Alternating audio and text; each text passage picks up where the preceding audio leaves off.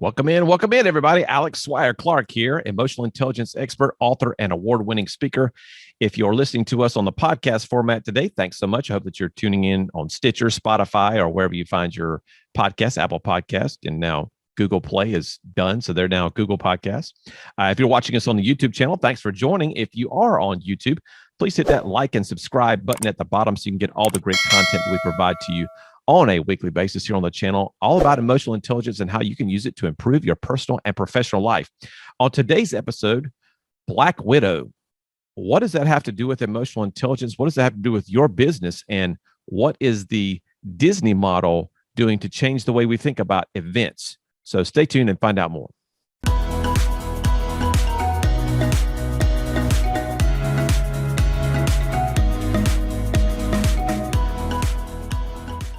Again, thanks for joining us today. Want to let you know that we have a webinar coming up for the 3 steps to better communication with your partner. So I've got that webinar coming up to you here in the next few weeks. I'll let you have more information about that as we get closer, but free webinar to help you improve your personal communication with your partner. I know a lot of you guys are excited about that. Have mentioned that to me in my talks as I'm going around the country.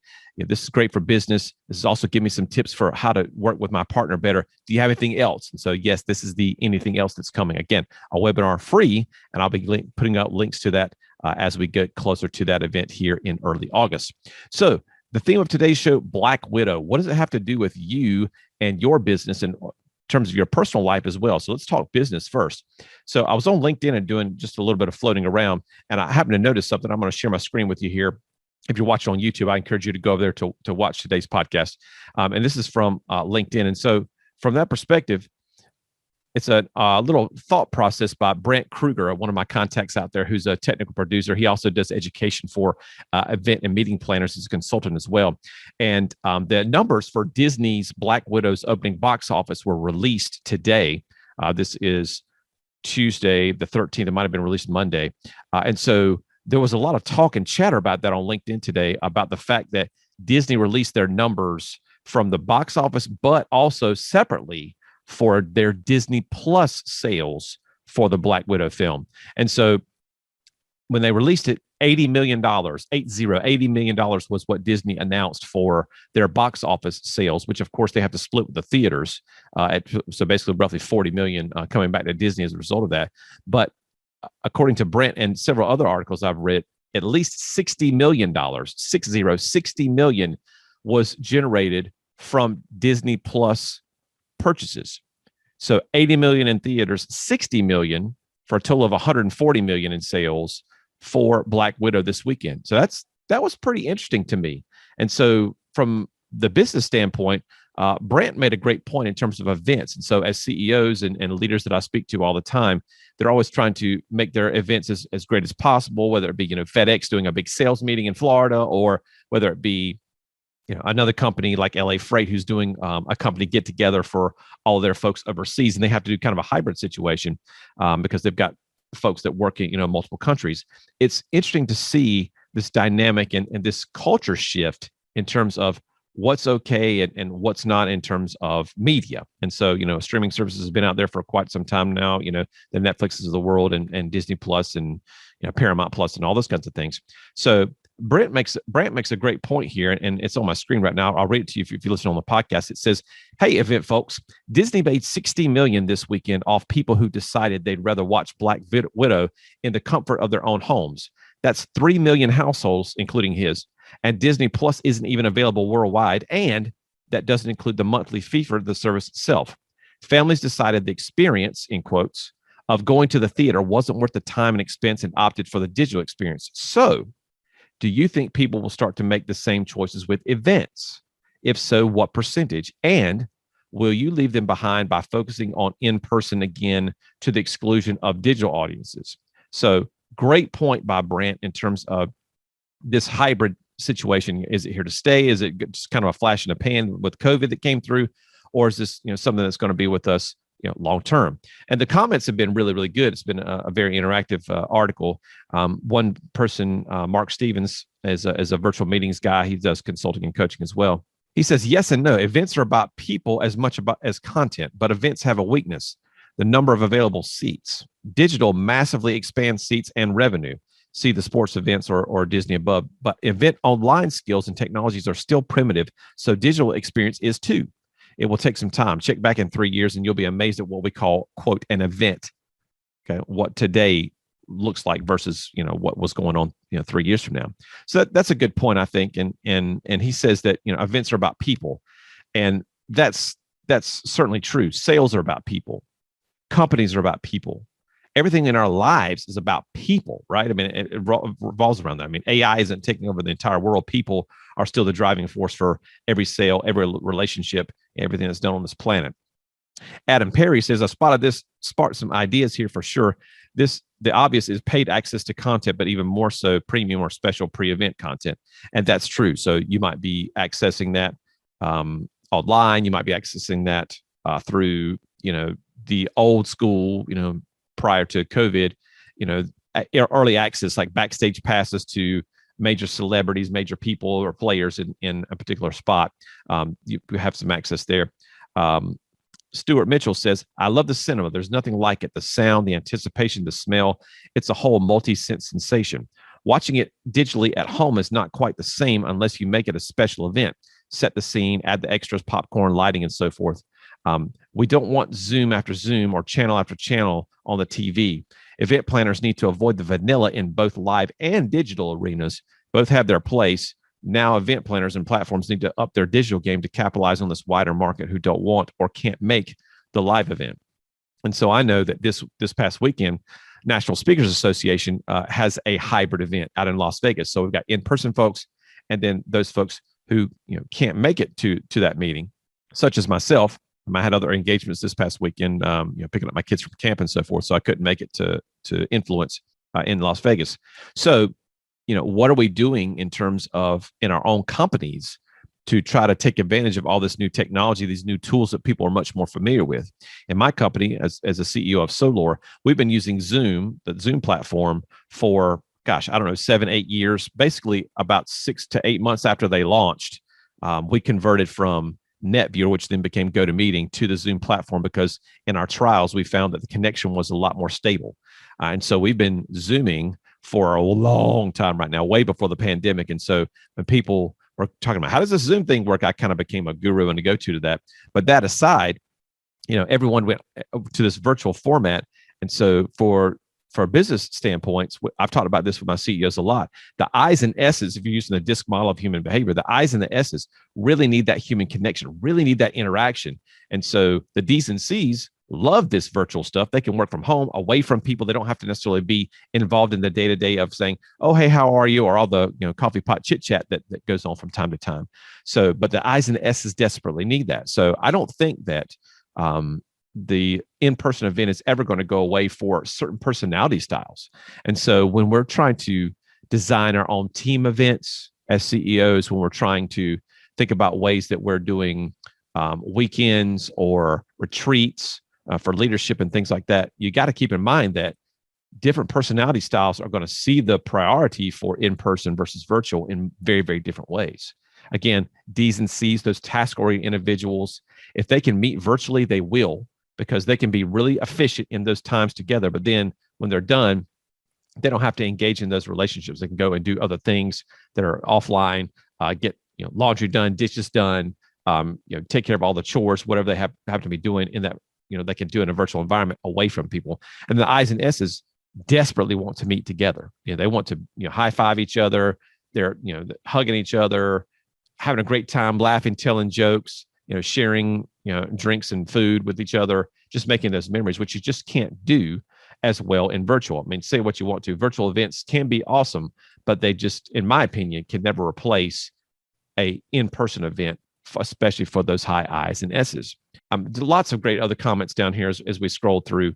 Tahira Indine says, that's the $1 billion question. And I agree.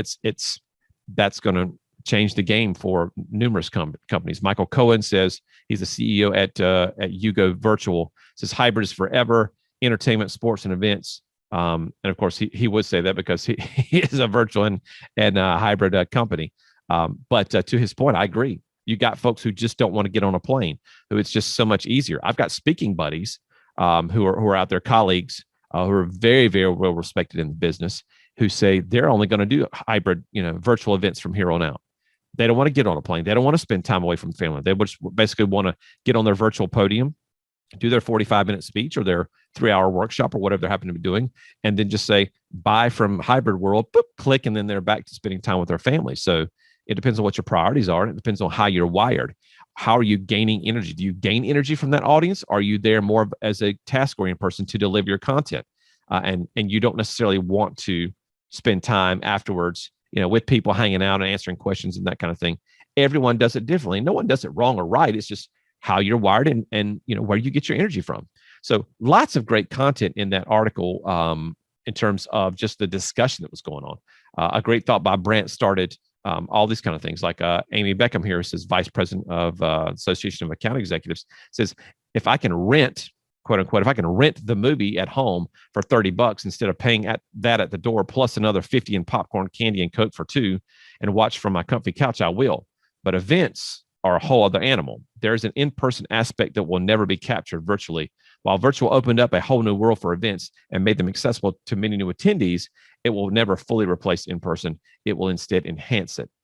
So again, I think that there are people that want to attend these events for the content, but don't want to have to fool with, going through these, big, expansive exhibition halls and having to go through and talk to different people and talk to reps from different companies about things. They'd rather do that offline or at their own leisure. So there's a lot of pressure to talk to people in those situations. And a lot of high season S's don't want to necessarily do that. S's will want to spend time with colleagues and friends. For example, if you are a member of the like a South Carolina Band Directors Association or Music Educators Association. Those folks build relationships when they're in college and are very collegial when they go to those situations. I know that my daughter attended one of those a couple of years ago, and it was amazing to see everyone just high-fiving and hugging and kind of getting together. That's basically their once or twice a year, seeing each other, kind of communicating, networking, and things like that. A lot of high I's, a lot of S's in those situations. Just sharing those experiences, going out to eat with one another. And then the season D's, they kind of sit in the back of the room. They're taking furious notes. They're recording things, really trying to focus on getting the data of what's going on. And I've been told by many, many, many people over the years that the magic at conferences happens in the hallways. It's not in the exhibit halls themselves, and it's not in the in the content of the speakers that you hear. It's the relationships that you build in the hallways between meetings. That's where the magic happens. And again, I think for I's and S's, that's true. I think for C's and D's, it could be true, but that's not their primary focus. Their primary focus is on content and what I can do to make my organization better. What can I do to make myself better? Those kinds of things. So getting back to this, in-person versus virtual from a movie standpoint, from a personal perspective, I think that it really boils down to, what side of the fence are you on? Are you on the right side of the graph or the left side of the graph? Are you an I and S who is looking for that experience, wanting to go out there and do something? From that perspective, if you're going out with a bunch of friends and building community, that's going to be an I or S kind of thing, because it's an experience that you're enjoying with the other people. If it's, I just want to go out there and watch the movie and do that kind of thing, if they just want to experience it from just the movie itself in a more controlled environment, that's going to appeal certainly more to a high C who is reserved and task oriented. They want to see the movie, be entertained by the movie, but they don't want to necessarily have to drive all that way, waste all that time. They just go hyper efficient. D's are that way as well. They go hyper efficient. So if they can pay their $30, sit on the couch, watch the movie, and get back to work or get back to doing other things, that's less time wasted. That's less money out of pocket, which makes their bottom line budget for their household that much better. So I think that we can't just necessarily isolate it to personality alone. There are other factors that are out there clearly that affect whether you want to go out to a movie or not. But I think that those two pieces of personality and that temperament perspective really do have a positive impact on Disney Plus's sales, at their house versus out in the theaters. Obviously, there's a safety issue as well with COVID and people that are comfortable going out, people who've been vaccinated and not. And of course, this isn't the forum to debate those things, but that does play a huge part in it as well. But I think that moving forward, once we're past COVID and this option is available to folks, that I think that, it goes back to personality of the two individuals or the four individuals involved. If it's a family, you're going to have some discussions, maybe some arguments about whether we go out to not, because you're going to have families that are mixed with their own personality styles. Mom and dad might be, one might be a D, one might be an S. We might have a high C child, or maybe a high I child as well. And so they're all going to have different priorities in terms of what's going to be the best experience for them. And then also, if this takes a while to open back up in the theater situation, a lot of young people aren't going to be exposed to some of these things the way that we as adults are, in terms of it's part of their formation of their childhood. So if they don't grow up going to movie theaters, then that's not going to be an experience they're necessarily going to be interested in doing, because they've never done it before, and they might not have any interest in it. So all those things play a part. But I think that it is very, very interesting from a business perspective, thinking about, when we're doing these events now moving forward, it's assumed, that everyone wants to get back to live and in person. And I think that's a jump that you don't necessarily want to make as a business owner. Get some feedback from your people, find out what they want to do. If you want to offer them a virtual option, that might be the best place to go, because folks, we have found, can still function in a remote world. They can still function virtually, still be uber productive, depending on the personality style. And if you coach through that, knowing what those different styles are, then you're going to get the best out of your employees and your team members. And from a personal standpoint, you're going to get the best out of your family situations, reduce conflict, less arguments, and more happier homes. So again, thanks for listening. If you're on YouTube, appreciate you coming by. Like and subscribe down below. Woo! Hit that button. We certainly appreciate it. We're trying to grow the channel as best we can here. We're over 100 subscribers right now. Thank you so much. On our way to 500. That's our next goal. And of course, I've got a webinar coming out for your personal side of things, the 3 secrets to improving your communication with your partner. That's going to be coming out in the early part of August. So be on the lookout for links to that. Would love to have you join me for that, especially if you are someone who has heard or seen me speak before. Thanks so much for watching and listening. We hope to see you in the next video. Take care. Bye-bye for now.